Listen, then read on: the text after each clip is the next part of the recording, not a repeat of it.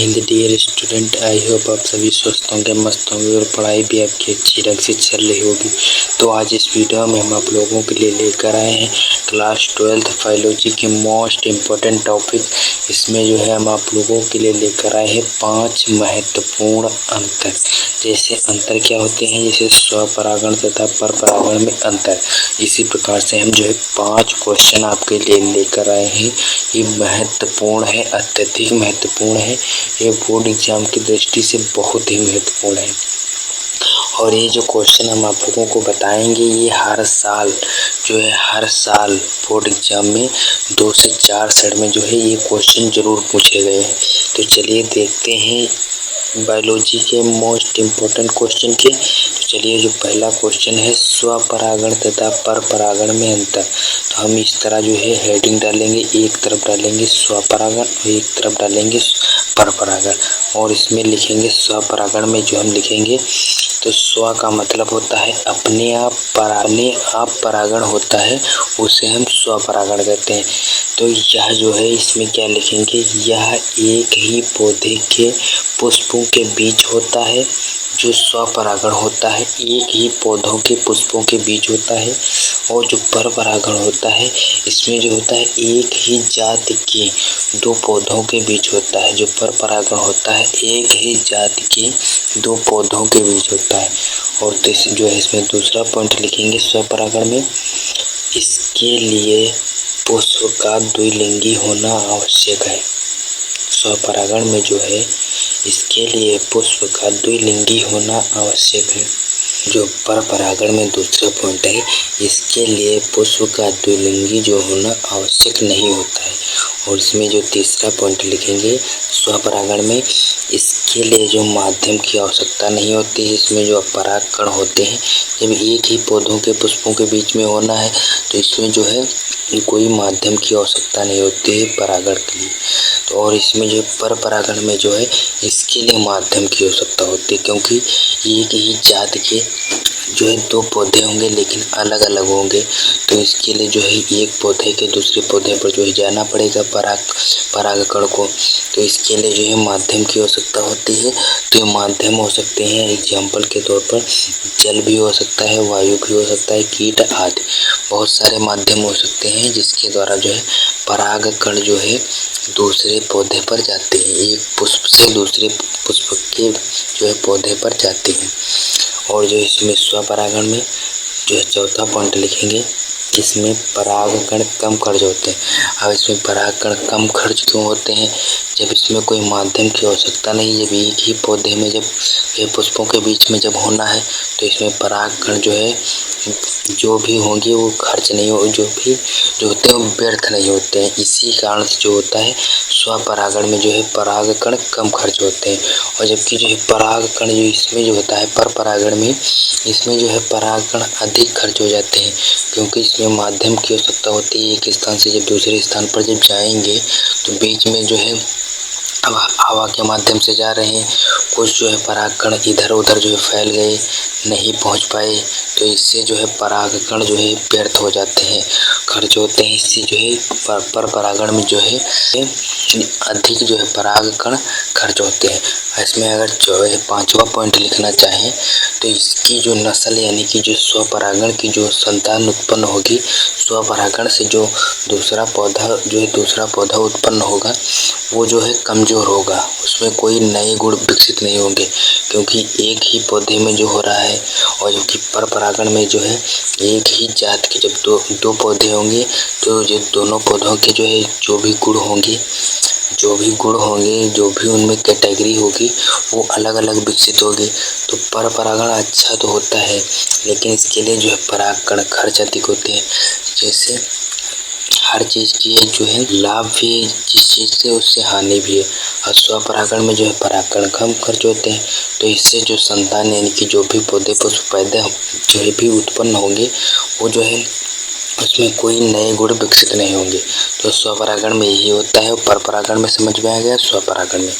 तो आप चलिए देखते हैं दूसरा अंतर, चलिए देखते हैं दूसरा क्वेश्चन।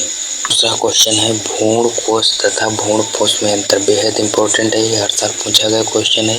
तो एक तरफ हम भ्रूण कोश लिख दिए, एक तरफ भ्रूण कोश, इस तरह लिखेंगे। तो और इसमें लिखेंगे यह क्रियाशील गुरु बीजाणु से बनता है। भ्रूण कोश काहे से बनता है? क्रियाशील गुरु बीजाणु से बनता है। और भ्रूण कोश में क्या है? यह त्रिसंलयन से बनने वाले भ्रूण कोश केंद्रक से बनता है। तो और इसमें भ्रूण कोश में दूसरा पॉइंट लिखेंगे यह मादा युग्मक को आश्रय देता है, रहने का जो है ठिकाना देता है। आश्रय का मतलब रहने का ठिकाना। और भ्रूण कोश में यह भ्रूण को विकास के समय जो है, विकास यानी कि उत्पन्न होने के समय, अंकुरण के समय पोषक प्रदान करता है। भ्रूण कोश जो होता है, भ्रूण को जब विकास यानी जब उत्पन्न होता है तो उसके जो है अंकुरण यानी कि जब वो उत्पन्न होता है तब उस समय उसे जो है पोषक प्रदान करता है भ्रूण कोश। और इसमें तीसरा पॉइंट लिखेंगे यह अगुणित होता है। जो भ्रूण कोश होता है यह अगुणित होता है। और इसमें जो है भ्रूण कोश में जो है यह त्रिगुणित होता है, या इसे हम त्रिसंलयन, इसी कारण से इसे हम जो है त्रिसंलयन कहते हैं। ये हो गया भ्रूण कोश तथा भ्रूण कोश में अंतर। अब चलिए देखते हैं तीसरा क्वेश्चन, वो भी देखते हैं। तीसरा क्वेश्चन जो है कपि तथा मानव में अंतर। इसमें जो है कपि एक तरफ हेडिंग डालेंगे, दूसरी तरफ मानव। तो इसमें कपि में हम क्या लिखेंगे? ये प्रमुख रूप से वृक्षाश्रयी होते हैं। वृक्षाश्रयी का मतलब क्या होता है? ये जो है कपि होते हैं वृक्षों पर रहते हैं। और जबकि जो मानव कहाँ रहते हैं? मानव, अगर आप मानव होंगे तो आपको पता ही होगा हम कहाँ रहते हैं। स्थलीय होते हैं यानी कि हम भूमि पर रहते हैं, आसमान में तो रहते नहीं है, या कि पेड़ पौधों पर रहते हैं। तो ये हो जो है मानव जो कहाँ रहते हैं, ये स्थलीय होते हैं। और जो कपि में दूसरा पॉइंट लिखेंगे इनका चेहरा जो होता है आगे की ओर निकला होता है, जबकि जो है मानव का चेहरा जो होता है वो सीधा होता है। और दूसरा इसमें कपि में तीसरा पॉइंट लिखेंगे मादा में स्तन उभरे नहीं होते हैं। जो कपि में होते हैं स्तन जो होते हैं वो स्तन उभरे हुए नहीं होते हैं। और जबकि जो मानव में जो देखा जाए तो मानव में जो स्तन होते हैं वो उभरे होते हैं। उभरे का जो शुरू में थोड़ी ना होंगे, बाद में होंगे। जब 10-15 साल की जब कोई बच्ची होती है, लड़की होती है, तभी तो स्तन होते हैं, इतना तो आपको पता ही होगा। हम दूसरे इसमें जो चौथा पॉइंट लिखेंगे कपि में शिशु व बाल्यावस्था जो है अवधि, यानी कि जो इनकी जो है बाल्यावस्था अवधि होती है वो छोटी होती है, कम होती है। इनकी बाल्यावस्था की जो अवधि होती है वो छोटी होती है। और मानव में शिशु एवं बाल्यावस्था जो है लंबी होती है मानव की। अब ये हो गया कपि तथा मानव में अंतर। चलिए देखते हैं अगला जो हम क्वेश्चन देखे होंगे काफ़ी इम्पोर्टेंट है। चलिए देखते हैं। तो अगला क्वेश्चन जो है लैमार्कवाद तथा डार्विनवाद में अंतर। ये काफ़ी इम्पोर्टेंट है, ये हर साल जो है पूछा जाता है बोर्ड एग्जाम में। तो इसमें एक तरफ हम लैमार्कवाद लिखेंगे, दूसरी तरफ लिखेंगे डार्विनवाद। इसमें लिखेंगे यह उपार्जित लक्षणों की वंशागतिकी पर जो है आधारित है। और डार्विन का जो कहना है यह प्राकृतिक चयन पर आधारित है। और जो है इसमें लैमार्कवाद में दूसरा पॉइंट लिखेंगे इनके अनुसार जो है जिराफ को भोजन के लिए अपनी टांगे व गर्दन को ऊंचा करना पड़ा, जिससे उनकी जो है टांगे लंबी हो गई। ये जो है लैमार्क का कहना है। लेकिन जो डार्विन का कहना था कि उस समय जो जिराफ थे वो 2 प्रजाति के थे। भिन्न भिन्न प्रजाति का मतलब है 2 प्रजाति के थे। 2 प्रजाति के जो जिराफ थे, एक थे बौने यानी कि जो छोटे कद जो है छोटी टांगों वाले, और छोटी जो है गर्दन वाले। तो इस कारण से जो है उन्हें उस समय जब जो है प्रलय आई, जो भूकंप आया था, जो वो क्या कहते हैं उसे, जब वो उल्का पिंड गिरा था तो उस समय जो है सब पृथ्वी पर नाश हो गया था। अब बड़े पेड़ पौधे जो बचे थे उसको जो है बड़े जिराफ खा लिए थे, जो है उनकी टांगे और जो है गर्दन लंबी थी।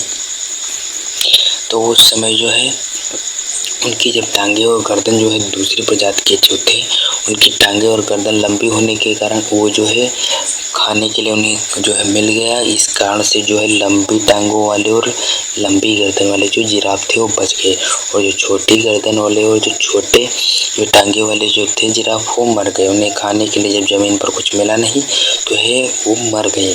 तो यही कहना है जो है डार्विन का। लेकिन लैमार्क का कहना था कि उस समय जो जिराफ थे जो है बौने ही थे, एक ही प्रजाति के थे, भिन्न भिन्न प्रजाति के नहीं थे।